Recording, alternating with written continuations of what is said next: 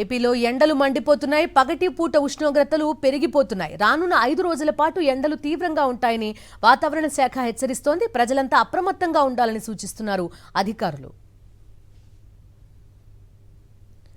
విశాఖ వాతావరణ కేంద్రం నుంచి వాతావరణ శాఖ అధికారి సునందతో మా ప్రతినిధి Anil face to face.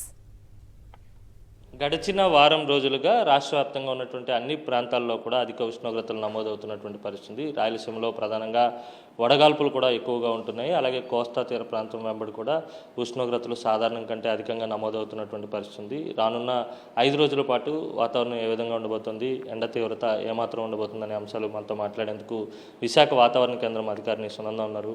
Madam, ఎన్ని రోజుల పాటు ఈ వేడి గాలులు లేకపోతే సాధారణం కంటే అత్యధిక ఉష్ణోగ్రతలు నమోదయ్యే పరిస్థితి ఉంటుంది?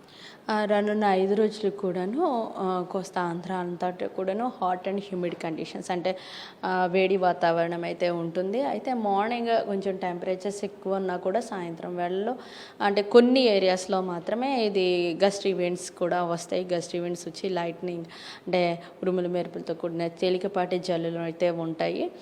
ఫర్ ద 5 days ఉంటాయండి.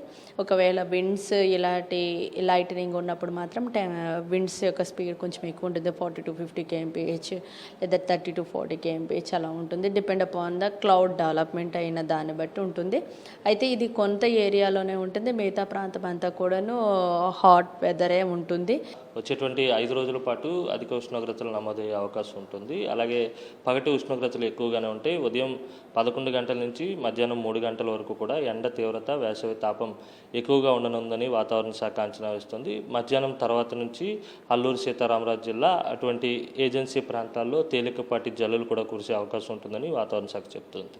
వీడియో జర్నలిస్ట్ అప్పలరాజుతో కలిసి అనిల్, సాక్షి టీవీ, విశాఖ నుంచి.